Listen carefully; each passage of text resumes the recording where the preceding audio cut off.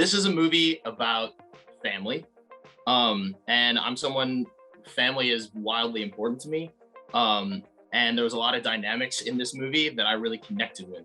So I was wondering, which familial dynamic in this movie did you connect with the most?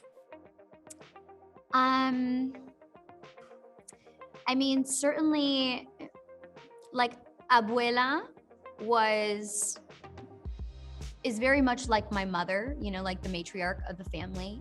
I never met my grandmother, but my mom tells me stories of my grandmother, and she definitely reminds me of the image that my mom painted, and my mother is very much like my grandmother. Or so my family tells me, and her relationship to Isabella is very much like my mother's relationship with me. Is that she just loves me so much, but also just cares about me being perfect. She cares about my hair being just so. She calls me her little princess, and she expects me, much like Isabella, to just behave in a certain way and make sure that others perceive you as not having any problems, and just being perfect in every way. And I think that's just the image of my mother when she created me, I guess, was that she just wanted a perfect little girl. But I think that we later find that that's not sustainable, and that's why I love this story so much, is because it really does contradict those family expectations and those family roles. Yeah. Yeah, I mean, in a similar regard, you have you're on a podcast where you talk a lot about mental health. That was something that saw come up a lot while watching the movie, and something that I was really happy to see addressed in such a big film that's going to have such a big reach. Is that something that drew you towards this role? What brought you onto this film? I mean, I'm a huge fan of Disney, and the roles that I play, I care about them aligning with my values. I care about mental health. I care about family. I care about mental wellness in family. And this film addresses something that, we rarely talk about, especially in family films.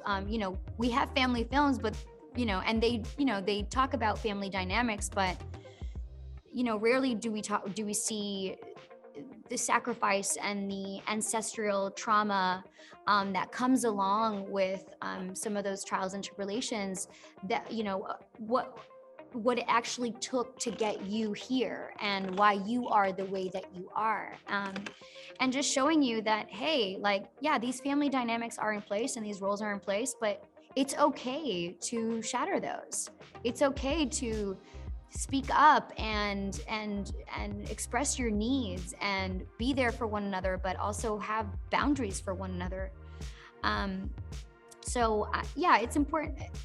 All of my work, if you've seen it in the last, I guess since I started my career, has all been, rooted in that, and mental wellness, and showing different people's struggles with mental illnesses. Yeah. I was gonna say, your role in Encanto at first feels like the polar opposite of some of the stuff you've been doing on Doom Patrol, where you're playing a character who is seemingly this perfect person with not a trouble in the world. And obviously that's not true of anybody, and we see that in the movie. What was it like working on both of those projects around the same time, bringing kind of a similar energy to both roles?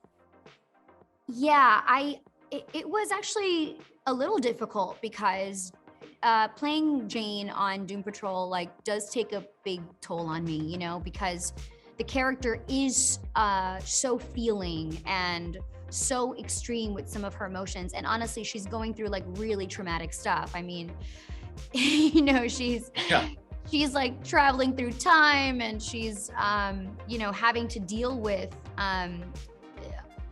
63 other different personalities that are competing with what she's doing, and her sole purpose is to protect this young girl. So going into the booth for Isabella, where she had to be light and carefree and perfect, I had to really like calm down and put myself in this space. But because I get to play 64 different characters, I mean, obviously I haven't played all 64, but because I play so many different characters, I'm able to use that for, for Isabella, because she's having to be perfect, but she really does have so much bubbling inside. So it worked out in the end. But yeah, it's definitely like a little bit of like emotional gymnastics there for me. Yeah. Yeah. Yeah, you really get to let your sort of free flag fly on Doom Patrol. You do a lot of crazy different voice work. I know in a recent episode you got to voice a puppet, which is really cool. Yeah. Was any of that something that you were able to bring into doing voice work on Encanto, or even vice versa? Did you take anything from Encanto and take that to Doom Patrol? I certainly took, well, for that episode that you're talking about, Puppet Patrol, I was definitely able to take Isabella and this essence of this Disney princess into adult K, which was the character that is in Puppet Land.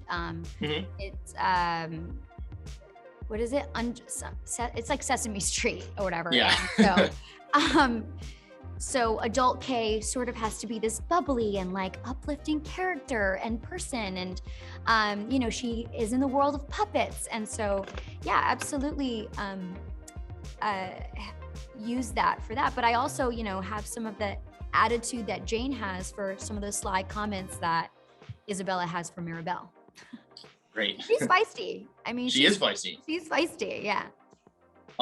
Yeah, and it's not even the first time that you've done voice work with a DC character. A couple years ago, you got to voice a Green Lantern with Jessica Cruz in an animated film. Yeah. What was it like working on that film compared to like a big budget Disney film? It was still a dream come true for me, because I love animation. Yeah. I really, really, really, when I got into this work early on, I was like, I want to voice cartoons, I want to do animation. Because I'm just such a big fan, I watch it, I relate to it. I really enjoy the visuals and that kind of storytelling.